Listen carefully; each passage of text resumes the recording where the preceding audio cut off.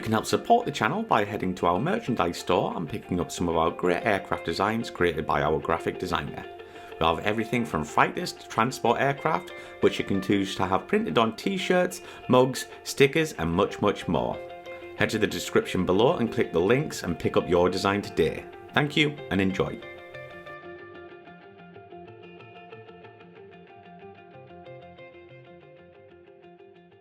I ain't got posted 7 Squadron at St Morgan, which is a target towing, target facilities squadron basically, and they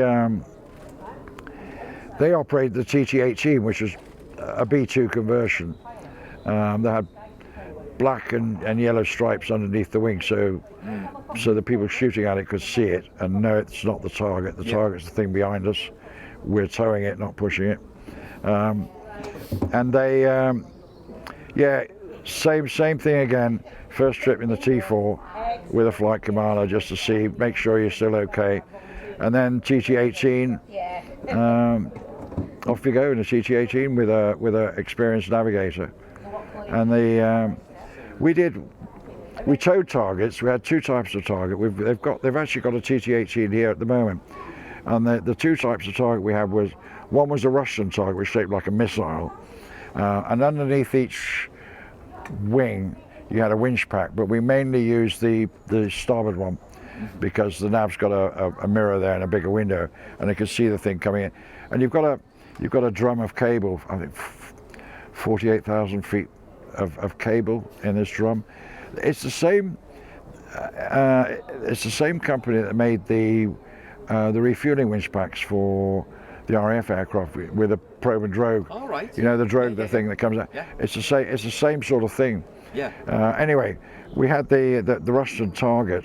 That was quite an expensive piece of kit because it had, I think they call it Lunenburg lenses in it, and it had a radioactive mist distance indicator, and then the nav could see how close the round got to it.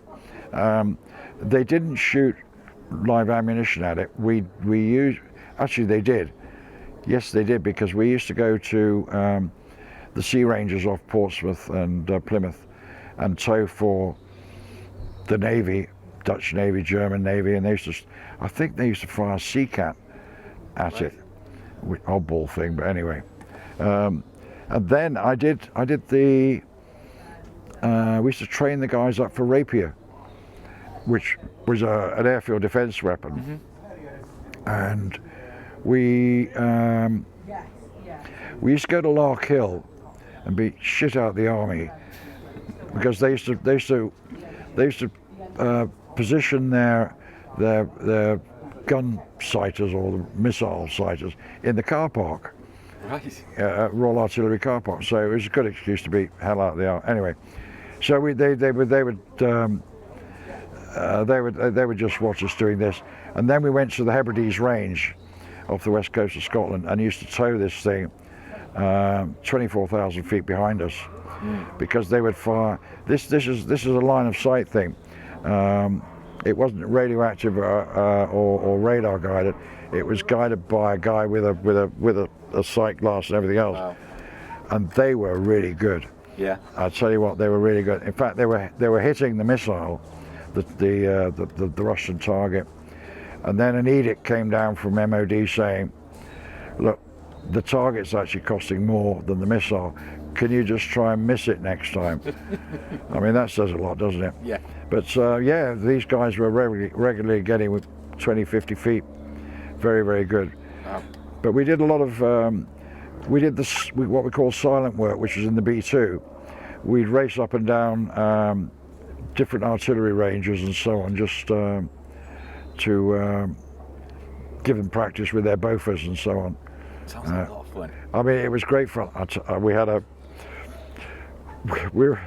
We were asked to go to Howden, which is Chester, one weekend, and St Morgan is a mass diversion airfield anyway. But what we did was, I think we went to Scampton, Wellington, somewhere up that way. We refueled, and then we went across to Howden, and we were doing this run for these guys with their Bofors. They weren't firing at us, but they were just practicing.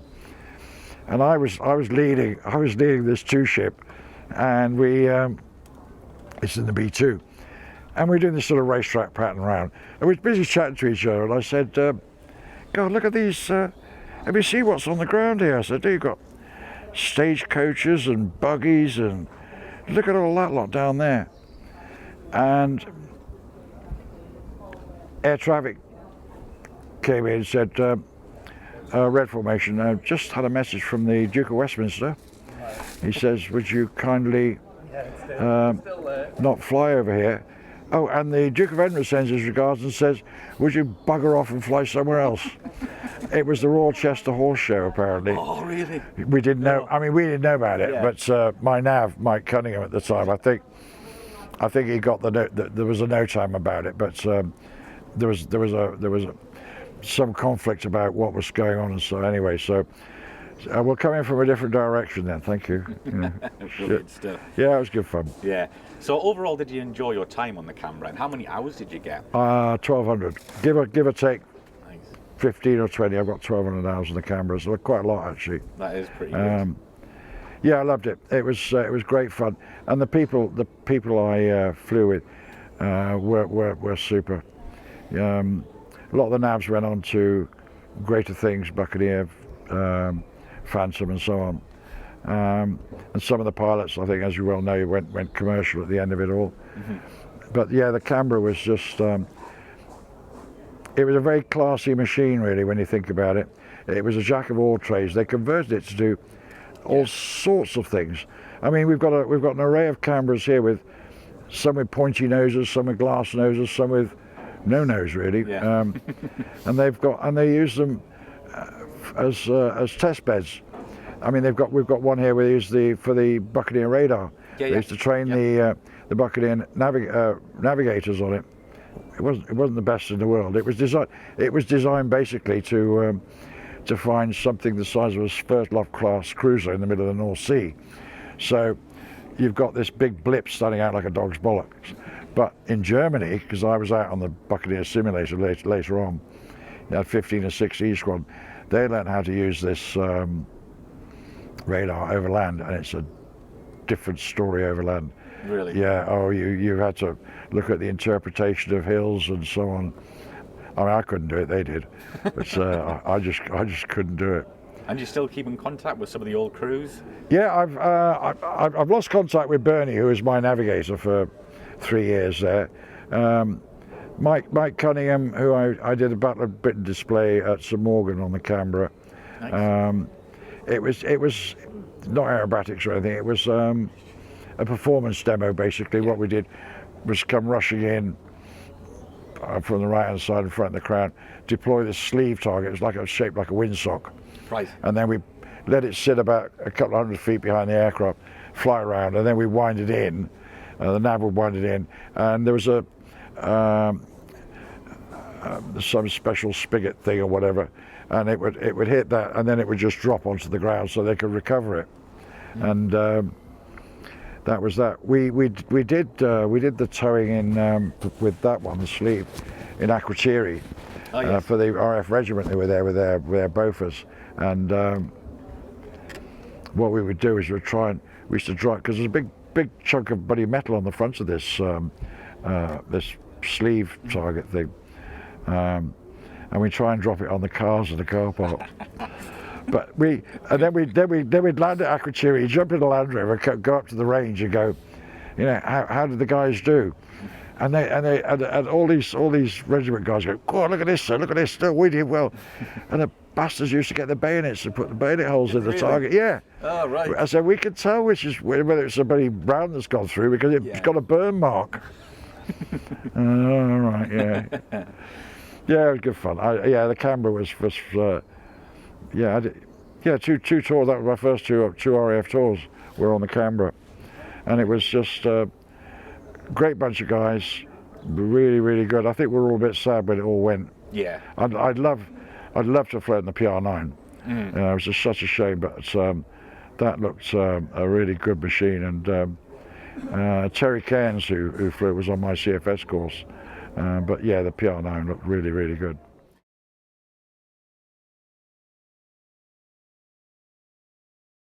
So Mike, what did you do after your RAF career? Well, I couldn't get a job. I applied to just about every airline that was going at the time.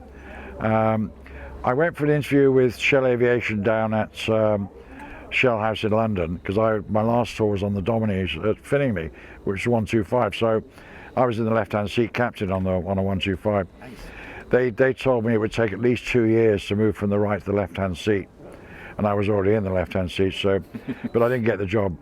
I then ended up. I went for an interview at CSE Aviation at Oxford, where they were teaching guys through PPL and CPL. It was mainly Arab students, because they were the only people who could afford to put people through the course. Spent a year there, got my full commercial instructor's rating, and then I went for an interview with Cathay, didn't get it. Where did I go after that? Oh, I went to Dan Air. I went to, I joined Dan Air on the 727. Nice. I just missed out on the 737 course by about 5 days. So they said, 727. Now normally, Dan Air, they would take you on the 748 first, the budgie, if you've not flown commercial jets. But I was lucky, so I basically went from a PA-28 to a 727. And I remember going in through the 727 is quite unique. It's got this air stairs at the back between the engines, so they used to drop the air stairs down, right, and you could climb in. And we did our base training at Teesside, Middleton St George. Oh yes, that used to be its old name. Yeah, there we go. So there were two of us actually, with a training captain, and we had a flight engineer. That was another thing I'd never come across, a flight engineer. Oh yes. And they are worth their weight in gold, because they can fix things. Yeah. They are exceptional people. So yeah, I remember walking up the air stairs, and then walking through this empty aircraft full of seats, empty seats. Bloody hell, it's a bit big, isn't it? And it was. And we did circuit work there and so on. I was with Dan Air down at, I flew the 100 and the 200. 200 is the bigger one, obviously, but that was a nice machine, had the bigger engines. I was down at Gatwick for 18 months, and then I moved to Manchester. Enjoyed it. I loved Manchester, absolutely loved it. Then Dan Air went under in '92. So it was a case of go wherever. There was a company in Nigeria called Okada Air who'd got some second-hand Lufthansa 727-200s, and they were in great nick. They were really, really good. So I think I did 3 months there. Came back from there. I then went the cargo route. I joined Hunting Cargo, based at East Midlands. Irish register, so we all had to go and take the Irish air law exam and all that sort of crap.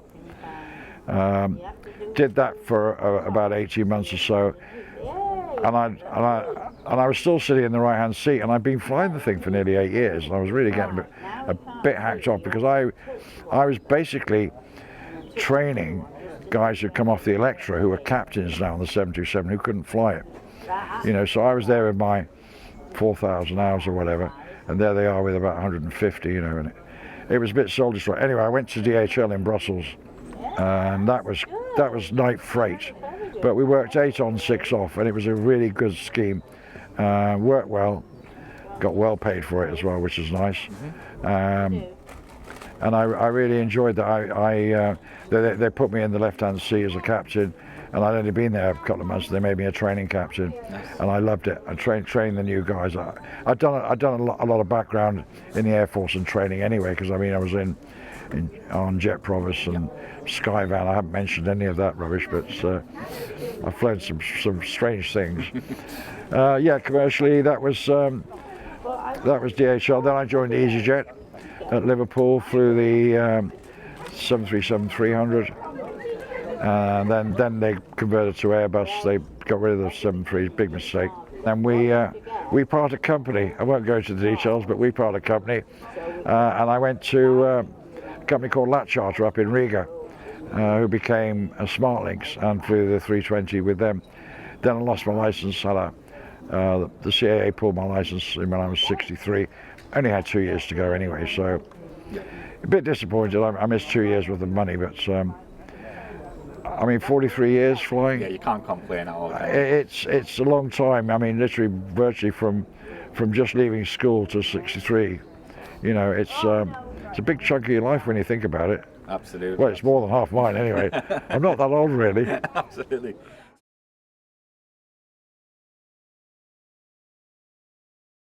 So we've got some personal questions to wrap up here, Mike. Go on Do you have any hobbies?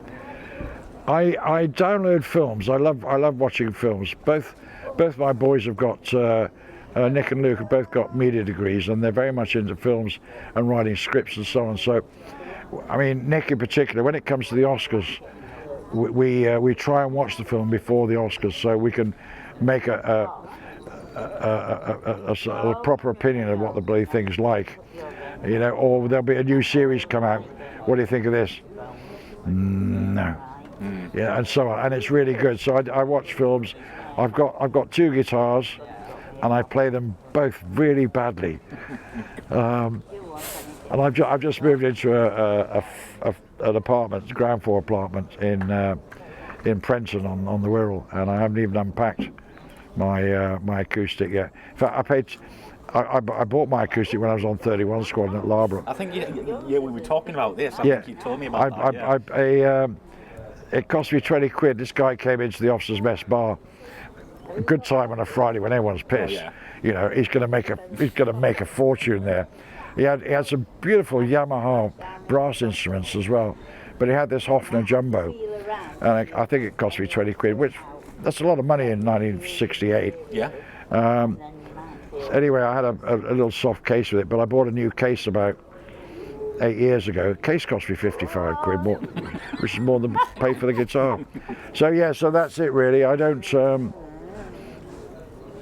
I watch a lot of football. I'm a big Liverpool supporter. Right. Wait for the comments on that one then. Well, I don't care. Exactly. I really don't care. I've been a Liverpool supporter for quite a long time now, and I'm very sad that Jurgen Klopp's leaving. But and I can see his reasons. So it's the way it goes. That's it on the hobbies side. No worries. Favorite aircraft you have flown? Right. 2. The military has to be the Nat. Without a doubt. The Nat was just. You didn't climb in. Well, no, you didn't climb into it. You strapped it to your arse. It was one of those airplanes that you just. I mean, how many aircraft can you see today where you can actually walk up alongside and look in the cockpit? Yeah, it's crazy. It's one of the few aircraft you can do it It's to. like you can just pick it up. Well, it was very light, but it was a tremendous machine. And then commercially, it has to be the 727. I thought you'd say that. It was a dream to fly. It was very fast. For those days, we used to cruise at 0.82 everywhere. I mean, these days, the bean counters decide what speed you will cruise at. I mean, I've got lots of friends who are still flying. I've got mates with BA. He's on the 787, but that goes quite fast anyway. But people flying the 319, 320, 321. You know, the bean counters decide what you put in the computer, that is the cost index, and you're looking at cost index of 4. I mean, 0 is almost stalling speed, but not quite, obviously. Yeah. But 4 is pretty slow. You know, I mean. That must be frustrating for the pilots and the crew. Well, it makes a mockery of the schedules. Really, when you think, mind you, the schedules are they're very generous. I mean, for example, you've got Liverpool to Belfast International. You can do it in 25 minutes, ish. Well, you can do it in 25 minutes, 30 easily. They allow 45, 50 minutes for it. So even if you're 10 minutes late, you've got to get there. Look, we're early, you know. Bollocks. Anyway, yeah, but that's, right, go on. 2 favourite aircraft. So, last question. Is there an aircraft you would love to fly, either past or present, that you haven't? Several. I flew the 2-seat Hunter when I was in Germany. In fact, one of them was with Ken Norman, who was on Buccaneers there. But it's not quite the same feel. I'd love to have flown the single-seat Hunter. Tornado, maybe, yes. Yeah, I wouldn't have minded flying the Tornado. Not the Lightning. It's not one that really appealed to me. I mean, the guys who were on the Lightnings, I take my hats off to them. Because that's a special art, I think, flying something like that strapped to 2 rocket engines. Yeah. I'd love to have flown the Harrier. Would love to have flown the Harrier. I think that's the first for the channel. No one said that before. Yeah. It's a very complicated machine, but it was just the top guys went on it. I was at Fittingley on the Domini Squadron, and my last year in the Air Force, I did the. You got enough film left? Oh yeah, I'm doing. Yeah. I did the ATPL course down in London Poly, which the Air Force paid for. I was very lucky actually. Got a grant for it.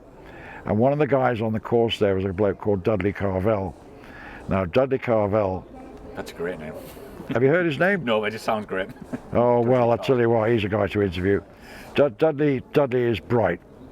Not only is he bright, he's an exceptional pilot as well. And he was an instructor on the Harrier OCU down at Wittering. But he wanted to, because he was leaving the Air Force as well, he wanted to do some ILSs and things. So he asked if he could come up and fly the Domini. So I said, yeah, I've got a staff continuation hour or so. Come up, and we set a date for it. So he arrives in this bloody 2-seat bloody Harrier, parks it outside the squadron. We get airborne in the Domini, come back, and I said, right, you taking me up in the Harrier? He goes, bugger off, didn't bring a G-suit with me. Oh, you're kidding me. And the oxygen, I said, you're joking. I said, bugger, never mind. But I'll tell you what, one thing I haven't mentioned, the best ride I ever had was with the Red Arrows. And it was unusual because I was at Linston-on-Ouse as a QFI there and a PNI as well. And the Arrows came in one day. We all had to hoik up to 2,000 feet, let them come in. And they were doing a display somewhere, no idea where. But on 31 Squadron, I'd met a pilot there called Mel Cornwall. We met up again at Oxford when I was doing CSE aviation after the Air Force. But he joined the Arrows, and he was number 6, which is leader of the synchro pair, and they were on the Nat. So they arrived. They parked themselves up at Linton. I landed with the student. The student said, "Are we going to do the debrief now?" So no, bugger off. I'm going to speak to my mate on the Arrows.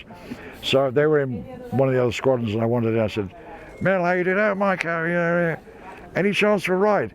I said, I've still got my Nat G suit, which I kept, and my Nat oxygen mask, which is different as well, different fitting. I said, I've got in my locker. Right, boss.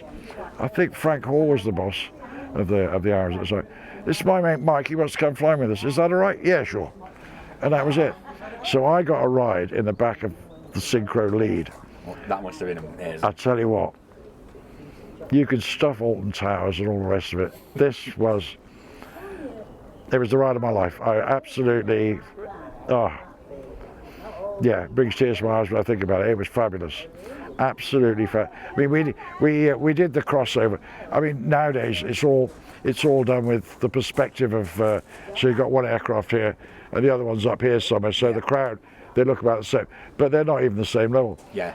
In those days, I mean, we did a loop. And we did an opposing loop, and you face the other guy, and Mel calls it because he's the leader. He goes, going right, and that's it. You just went right. That was it. Yeah. And that's the way it was done. And we came out over the sea, and we did. This was at Scarborough. We did the display. We came out over the sea, and we were low. And he said, "How high do you reckon we are?" And I said, "No, 15 feet." Radalt says 9. Bastard. Yeah. Oh, fabulous. But yeah, that was something else. Great stuff. Well, Mike, thanks very much for coming on the show. Very welcome, and lovely to meet you, by the way. Likewise.